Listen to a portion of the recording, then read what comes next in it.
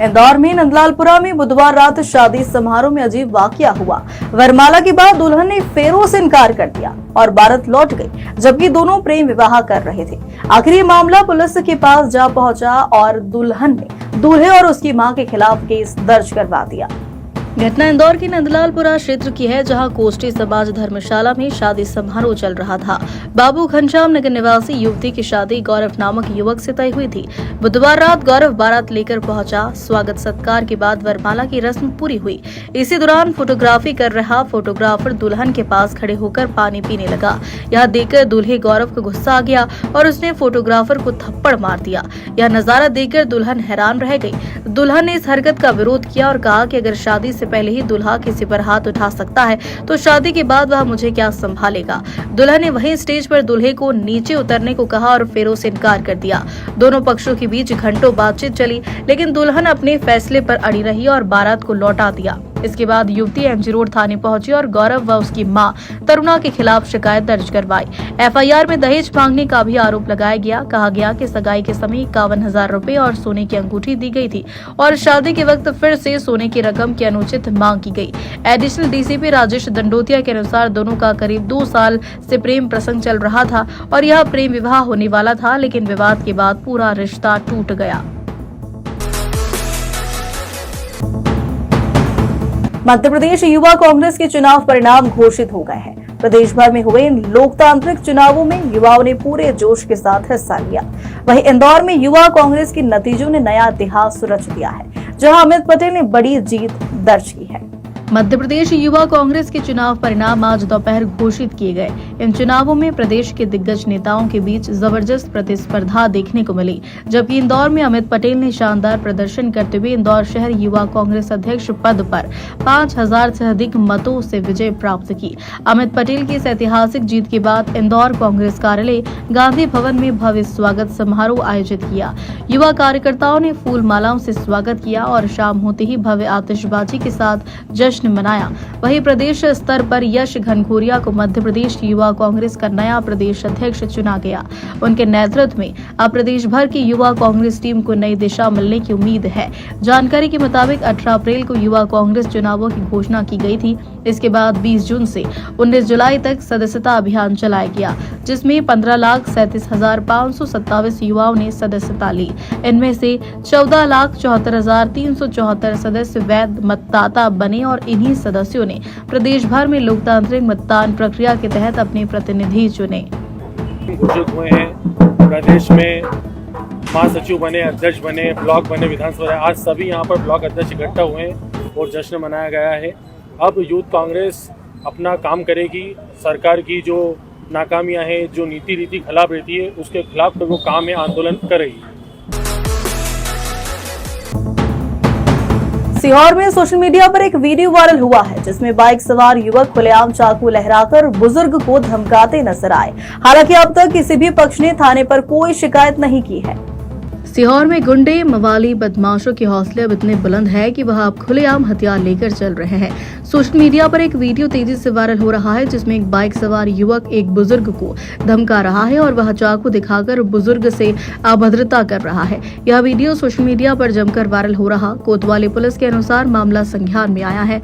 अभी तक पीड़ित पक्ष ने थाने पर कोई शिकायत नहीं की। हालांकि वायरल वीडियो को आधार पर युवक की तलाश की जा रही है। सीहोर से धर्मेंद्र यादव की रिपोर्ट।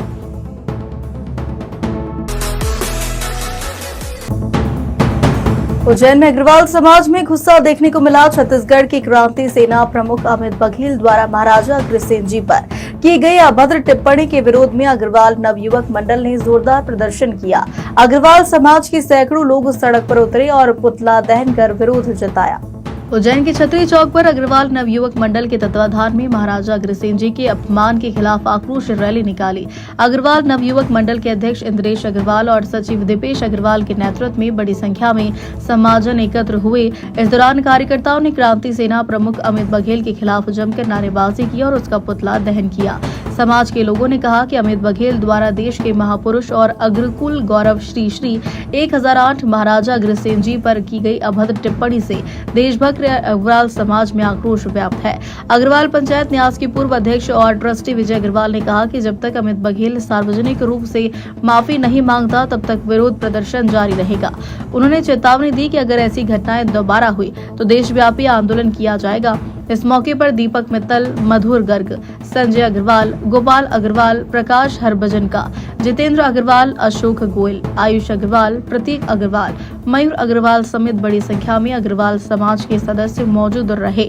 कार्यक्रम के अंत में अग्रवाल नवयुवक मंडल अध्यक्ष इंद्रेश अग्रवाल ने सभी का आभार व्यक्त किया। पिछले दिनों छत्तीसगढ़ के कतिपय नेता अमित बघेल जी ने और हिंदू समाज के देवी देवताओं के बारे में, महापुरुषों के बारे में जो अभद्र टिप्पणियां की है, अपमानजनक बातें कही है और उसके विरोध में सारे देश।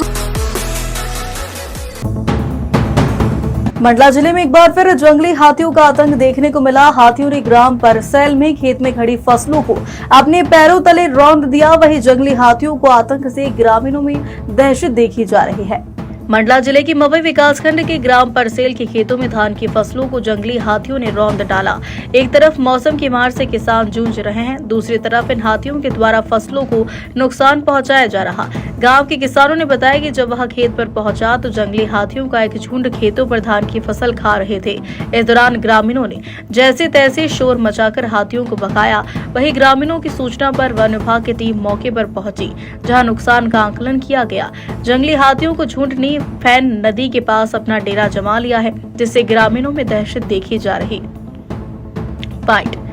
मवई विकासखंड में कुछ वर्ष पहले एक किसान को अपने ही खेत में जंगली हाथियों ने रौंद दिया था, जिससे मौके पर ही उसकी मौत हो गई थी। वहीं एक बार फिर जंगली हाथियों की आमद से ग्रामीणों में दहशत देखी जा रही है। अभी 4 हाथियों का झुंड, जिसमें कि 3 बड़े और 1 बच्चा, तो छत्तीसगढ़ की साइड से कि हमारे क्षेत्र में आए हैं। लगातार हम भी अपडेट लेते रहते हैं और ये राजस्व और पुलिस विभाग के साथ भी हमारा ठीक कोऑर्डिनेशन है कि मतलब वो इसके मैनेज करने के।